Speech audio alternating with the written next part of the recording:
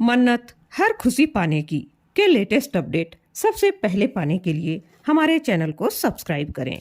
आज के एपिसोड की शुरुआत में रोनी कहता है, जनाब ने तो पूरे आउट हाउस में ही एसी लगवा दिए थे ताकि इसकी मिस मन्नत को कोई तकलीफ ना हो, और मुझसे झूठ बोल रहा था, लेकिन मैं भी इसका बाप हूँ।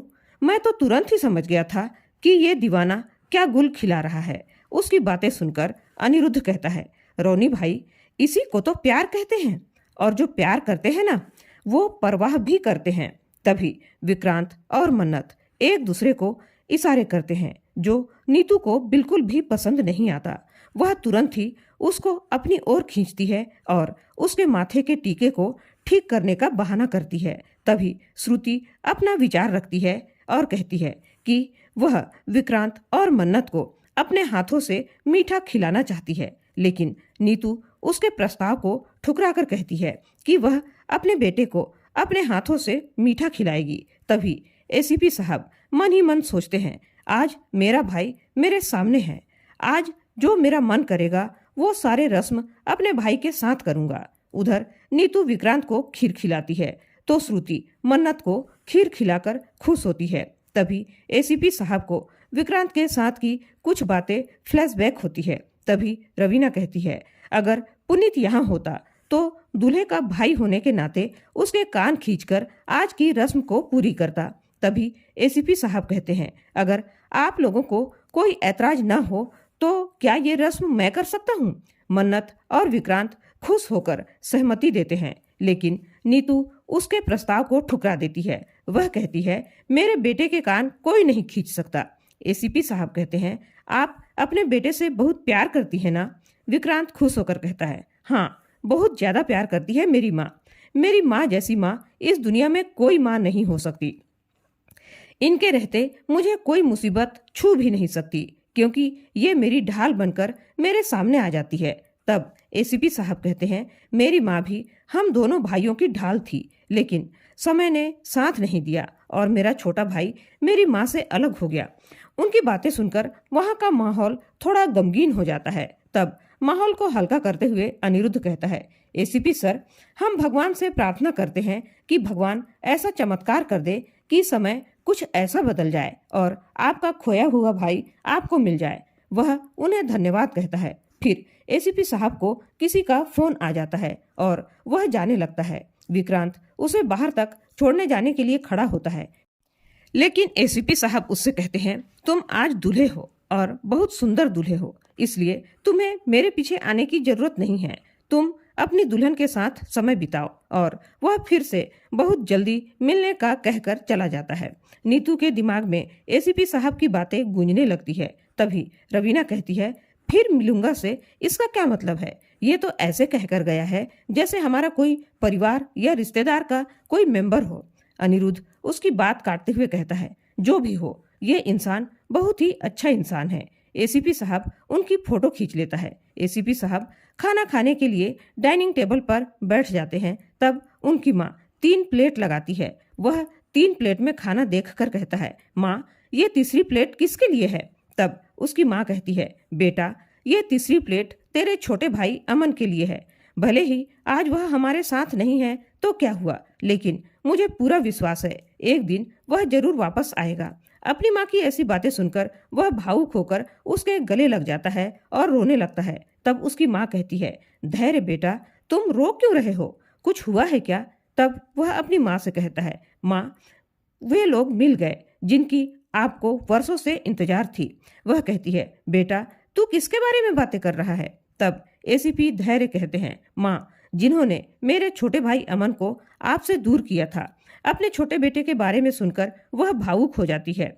वह बार बार अमन का नाम लेती है और उसकी फोटो को अपने हाथों में लेकर भावुकता से कहती है, अमन मिल गया। धैर्य, क्या ये सच है। धैर्य, क्या तू सच कह रहा है बेटा। वह उससे ऐसे पूछ रही होती है जैसे उसे अपने कानों पर विश्वास ही नहीं होता। एसीपी साहब भावुक होकर अपनी माँ को बताते हैं कि माँ, उसने मुझे अपने गले से लगाया और मेरे माथे पर तिलक भी लगाया। वह क्रोधित होकर कहता है, दादी माँ ने तो चंद रुपयों के लिए उसे बेच दिया था। यह सब सोचकर ही मेरा खून खौल उठता है। उसकी माँ अमन का नाम ले लेकर रो रही होती है। एसीपी धैर्य अपनी माँ को अपने गले से लगा लेता है। वह गुस्सा होकर कहता है, ये लोग अपराधी हैं। पहले मेरे पिता को छीन लिया, फिर मेरे छोटे भाई को छीन लिया।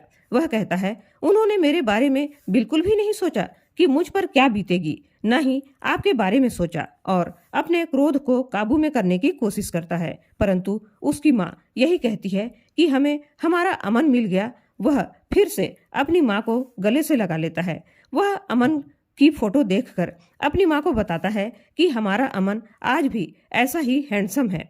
उसकी माँ खुश हो जाती है। उधर मन्नत और विक्रांत की हैप्पी मैरिड लाइफ चल रही होती है। वे दोनों अपनी शादी के बाद खुश होते हैं, लेकिन मन्नत जो शुरू से ही अपने लिए अपनी सुरक्षा के लिए लड़ती आई है, अपनी आदत के अनुसार विक्रांत को कई बार अपनी सुरक्षा के चलते चोट पहुंचा चुकी होती है। वह आज भी वही कर देती है। विक्रांत जैसे ही पीछे से आकर उसे हग करता है, वह अपनी सुरक्षा में धक्का दे देती है। वह गिरने की एक्टिंग करता है जैसे उसे बहुत ज्यादा चोट लगी हो। मन्नत उसकी हालत देखकर सॉरी सॉरी कहती है। वह उससे कहता है, ये चोट 8 सेकंड के बाद ही ठीक होगा। तो वह उल्टी गिनती गिनती है, 8, 7, 6, 5, 4, 3, 2, और दोनों खुश हो जाते हैं। तब मन्नत विक्रांत से अपने दिल की बात कहती है कि मैंने कभी नहीं सोचा था कि हमारी जिंदगी में ये दिन भी आएगा। अभी भी उसे ये सब सपने की तरह लगता है। तब विक्रांत भी उससे कहता है, मैंने भी नहीं सोचा था कि मैं लंदन से इंडिया में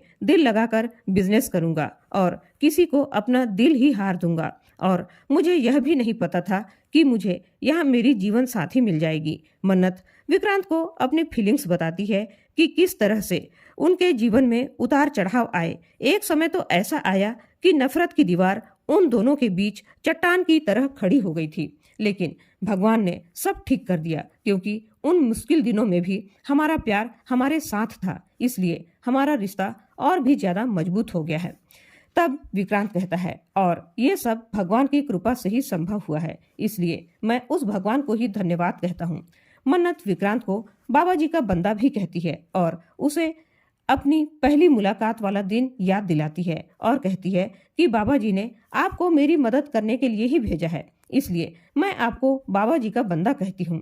और दोनों एक दूसरे में खो जाते हैं। उधर एसीपी साहब की माँ उसके लिए दूध लेकर आती है तो देखती है एसीपी साहब अपने कमरे में कुछ फाइलें खोलकर कुछ ढूंढ रहे होते हैं। तब वह कहती है, बेटा धैर्य, ये फाइलें, ये पेपर्स, ये सब तुम क्या कर रहे हो? तब वह कहता है, माँ, ये सिर्फ पेपर्स ही नहीं बल्कि सबूत है। मैं इन सबूतों को कई सालों से इकट्ठा कर रहा हूँ। और वह गुस्से से बौखलाता हुआ कहता है कि वो लोग जो सलूजा बनकर बैठे हैं, उन्हें अपने गुनाहों की कीमत तो चुकानी ही पड़ेगी, और अब वह वक्त आ गया है कि मैं अपने भाई को वापस लेकर आऊं। लेकिन उसकी माँ कहती है, नहीं बेटा, तू ऐसा कुछ नहीं करेगा। तो एसीपी धैर्य आश्चर्य में पड़ जाता है और कहता है कि माँ, ये आप कह रही हैं कि मैं ये सब भूल जाऊं? माँ, आप भूल गई कि उन्होंने हमारे साथ क्या किया है। वह कहता है, आप उन्हें माफ करने के लिए कैसे कह सकती हैं माँ? तो वह कहता है, बेटा धैर्य, मैं तुझे माफ करने के लिए नहीं कह रही हूँ। वह उसे वह सच्चाई देखने के लिए कहती है जो विक्रांत और सलूजा फैमिली के बीच प्यार की गहराई की जड़ें हैं। इसलिए विक्रांत उनकी बात कभी नहीं मानेगा कि वह उनका छोटा बेटा अमन है। तब एसीपी धैर्य कहता है कि माँ, मैं उसे सबूत दिखाऊंगा। उसके पास प्रश्न होंगे तो मेरे पास उसके उत्तर में सबूत होंगे। लेकिन उसकी माँ कहती है, बेटा, सबूत कानून देखता है, रिश्ते और परिवार के बीच का प्यार दिल देखता है, दिल की गहराई का प्यार देखता है, और लोग उसी के अनुसार चलते हैं। इसलिए अमन भी तेरे अनुसार नहीं चलेगा। वह इस बात को कतई स्वीकार नहीं करेगा कि वह सलूजास का अपना सगा बेटा नहीं। इसलिए यह समय जोश में आकर होश खोने का नहीं है, बल्कि समझदारी से काम लेने का है। तब धैर्य कहता है, माँ, आप ही मुझे बताइए, समझदारी का मतलब क्या है? ठीक है, दरियादिली दिखाते हैं और भूल जाते हैं अपने भाई को, और यह भी भूल जाते हैं कि उन्होंने हमारे साथ क्या किया। तब उसकी माँ उसके विचारों से असहमत होकर कहती है, नहीं बेटा, हमें ऐसा कुछ नहीं करना, बल्कि हमें ऐसा क्लू ढूंढना होगा जिससे हम उस घर में घुस पाएं और अमन के दिल में जगह बना पाएं। हम उन लोगों के बीच में ही रहकर अमन को उन्हीं लोगों की सच्चाई दिखा पाएं। फिर किसी भी सबूत या गवाह की कोई जरूरत नहीं पड़ेगी बेटा। वह कहता है, माँ, मुझे आपकी बात समझ में नहीं आ रही है। तो उसकी माँ कहती है, तू समझ क्यों नहीं रहा है बेटा, तुझे इसके लिए थोड़ा धीरज से काम लेना होगा। और वह अपने बेटे से वादा करवाती है और कहती है कि बेटा तू मुझसे वादा कर कि मैं जैसा कहूंगी तू वैसा ही करेगा। तो एसीपी साहब भी मान जाते हैं और अपनी माँ से वादा कर लेते हैं कि वह उनकी बात मानेगा। वह उसे शांत करवाती है और दूध पीने के लिए देती है। उधर विक्रांत मन्नत से वादा करता है कि वह उसे कभी नहीं छोड़ेगा। मन्नत कहती है, प्यार को निभाने के लिए दो लोग लगते हैं, लेकिन शादी को निभाने के लिए पूरा परिवार। और मेरी माँ ने तो बहुत पहले से ही आपको अपना दामाद माना हुआ है। तब विक्रांत उसकी बातें सुनकर हंस देता है और कहता है, और प्लम्बर भी। मन्नत भी हंस देती है। तब मन्नत कहती है, लेकिन नीतू मैम, उनका क्या?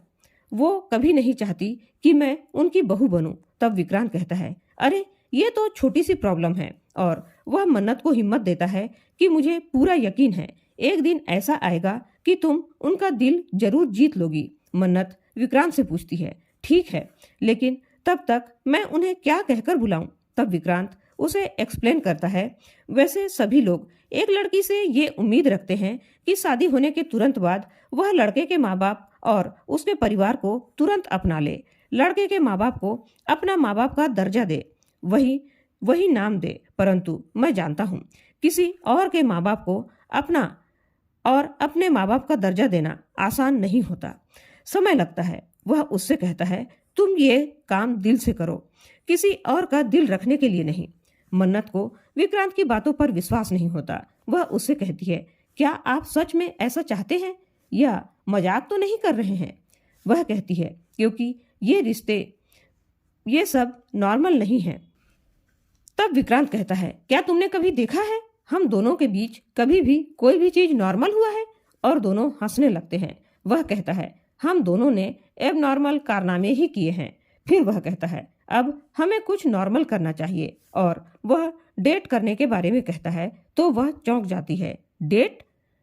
तो विक्रांत उसे चिढ़ाते हुए कहता है, अरे तुम तो ऐसे चौंक क्यों रही हो? तुम जैसे सब कुछ तुम्हें ही करना है। तुम्हें कुछ भी नहीं करना, तुम्हें सिर्फ हाँ कहना है और डेट पर आना है, बस। इससे ज्यादा कुछ नहीं करना है। फिर मन्नत घड़ी को देखकर कहती है, अरे इतना देर तक कौन बैठता है भला? और उसे अपने कमरे से जाने के लिए कहती है। तब वह कहता है, मैं एक ही शर्त पर यहाँ से जाऊंगा, हाँ या ना? मन्नत कहती है, मैं सोच कर बताऊंगी, लेकिन फिलहाल आप यहाँ से जाइए। विक्रांत उससे मजाक करता है, अच्छा तुम्हें गुंडे चाहिए, वहाँ गुंडे होंगे तो आओगी ना? 5 गुंडे चलेंगे या 6? कहकर उससे रात के 10 बजे मेजबानी में आने के लिए कहता है। लेकिन मन्नत उसे सोचूंगी कहकर अपने कमरे से भेज देती है। लेकिन उनकी सारी बातें मल्लिका छुप कर सुन रही होती है। वह मन ही मन कहती है, अच्छा ये दोनों बहुत रोमांटिक हो रहे हैं ना, और डेट पर जा रहे हैं। तो दोस्तों, आज का यह एपिसोड आप लोगों को कैसा लगा? अपनी राय कमेंट करके जरूर बताइएगा। और ऐसे ही न्यू लेटेस्ट अपडेट सबसे पहले पाने के लिए हमारे चैनल को सब्सक्राइब करना बिल्कुल ना भूलें। धन्यवाद।